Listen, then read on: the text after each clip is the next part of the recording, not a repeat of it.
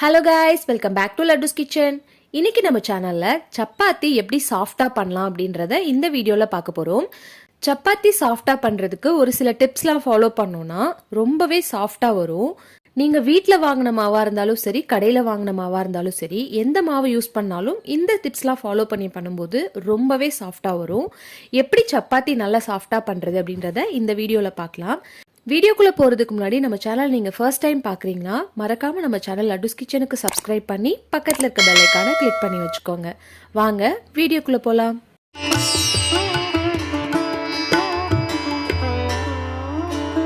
சப்பாத்திக்கு மாவு பிசைறதுக்கு ஃபர்ஸ்ட் ஒரு அகலமான பாத்திரம் எடுத்துக்கோங்க. இதில் 3 கப் அளவுக்கு கோதுமை மாவு எடுத்துக்கிறேன்.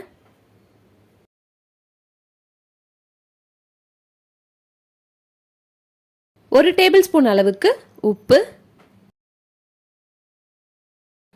1 டேபிள் ஸ்பூன் அளவுக்கு எண்ணெய், நம்ம சமையலுக்கு யூஸ் பண்ணுற ரீஃபைண்ட் ஆயில் சேர்த்துக்கலாம். 1 டேபிள் ஸ்பூன் அளவுக்கு தயிர் சேர்த்துக்கலாம். இது கூட 1/2 கப் அளவுக்கு தண்ணி சேர்த்துருக்கேன். தண்ணி சேர்த்து நல்லா பிசைஞ்சுக்கோங்க. உங்களுக்கு தண்ணி பத்தலைன்னா எக்ஸ்ட்ரா கொஞ்சம் தண்ணி சேர்த்துக்கலாம்.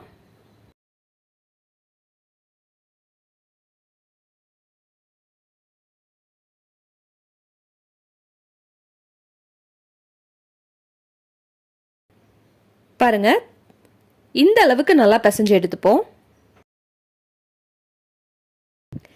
இது ஒரு 1/2 ஹவருக்கு அப்படியே மூடி போட்டு மூடி வச்சிருங்க. இப்போ 1/2 மணி நேரம் ஆயிடுச்சு. நம்ம மூடி ஓப்பன் பண்ணி பார்க்கலாம். இது கூட கொஞ்சமாக கோதுமை மாவு சேர்த்துக்கலாம். கூடவே ஒரு 1/2 டேபிள் ஸ்பூன் அளவுக்கு எண்ணெய் சேர்த்துக்கோங்க.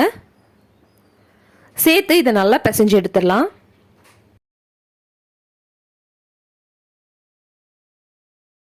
ரொம்ப அழுத்தம் கொடுத்து பிசைய வேண்டாம், சாஃப்டா பிசைஞ்சு எடுத்துக்கலாம்.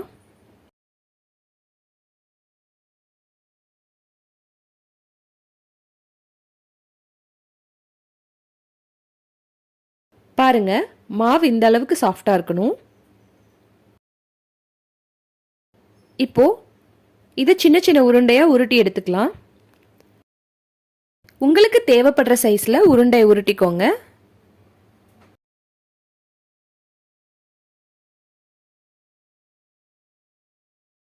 பாருங்க, நம்ம எல்லா மாவையும் உருட்டி எடுத்துட்டோம். இப்போ பூரிக்கட்டையில கொஞ்சமா கோதுமை மாவு தூவிக்கலாம். இதுல நம்ம உருட்டி வச்ச உருண்டை எடுத்து வச்சு அது மேலேயும் கொஞ்சமா மாவு தூவிக்கோங்க. அப்பதான் பூரிக்கட்டையில மாவு ஒட்டாம இருக்கும். இப்போ இந்த மாவை நல்லா மெல்லிசா தேய்ச்சி எடுத்துக்கலாம்.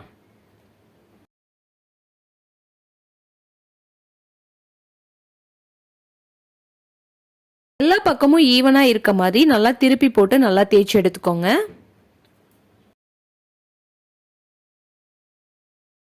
நம்ம இந்த அளவுக்கு மாவு நல்லா தேய்ச்சி எடுத்துட்டோம். இப்போ இந்த மாதிரி கையில எடுத்து 2 பக்கமும் தட்டி விட்டீங்கன்னா எக்ஸ்ட்ரா இருக்க மாவெல்லாம் கீழே உதிர்ந்துரும்.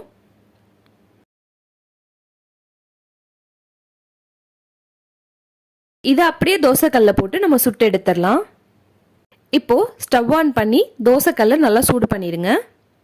நல்லா சூடாக இருக்க கல்லில் நம்ம தேய்ச்சி எடுத்து வச்சிருக்க சப்பாத்தி மாவை சேர்த்துக்கலாம். நீங்கள் எண்ணெய் சேர்க்காம கூட சப்பாத்தி சுடலாம். நான் கொஞ்சமாக எண்ணெய் சேர்த்துக்கிறேன். இதை இன்னொரு பக்கம் திருப்பி போட்டுடலாம். திருப்பி போட்டு இந்த மாதிரி கரண்டி வச்சு மேலே ப்ரெஸ் பண்ணோன்னா சப்பாத்தி நல்லா உப்பி வரும். இது 2 பக்கமும் நல்லா திருப்பி போட்டு சப்பாத்தி வெந்ததும் நம்ம அடுப்புலேருந்து எடுத்துடலாம். அவ்வளோதாங்க, நமக்கு சாஃப்டான சப்பாத்தி ரெடி ஆயிடுச்சு. பாருங்க, இந்த சப்பாத்தி எந்த அளவுக்கு சாஃப்டா இருக்குன்னு உங்களுக்கு காட்டுறேன். பாருங்க எவ்வளோ சாஃப்டா வந்திருக்குன்னு. நான் சொன்ன இந்த டிப்ஸ்லாம் ஃபாலோ பண்ணி நீங்களும் உங்க வீட்டில் ட்ரை பண்ணி பாருங்க. ரொம்பவே சாஃப்டான சப்பாத்தி வீட்டிலேயே ஈஸியாக பண்ணலாம். இதுக்கு நீங்கள் கடையில் இருக்க மாவு பாக்கெட் வாங்கி தான் யூஸ் பண்ணணும்னு இல்லை, வீட்டில் நம்ம அரைக்கிற கோதுமை மாவு ரொம்ப நல்லா இருக்கும். கண்டிப்பாக நான் சொன்ன டிப்ஸ் வச்சு உங்கள் வீட்லேயும் ட்ரை பண்ணி பாருங்கள். ட்ரை பண்ணி பார்த்துட்டு எப்படி வந்ததுன்னு கமெண்ட் செக்ஷனில் சொல்லுங்கள். மறக்காமல் நம்ம சேனல் லட்டுஸ் கிச்சனுக்கு சப்ஸ்கிரைப் பண்ணி பக்கத்தில் இருக்க பெல் ஐக்கானை கிளிக் பண்ணி வச்சுக்கோங்க. தேங்க்யூ ஃபார் வாட்சிங். Eat healthy, stay healthy.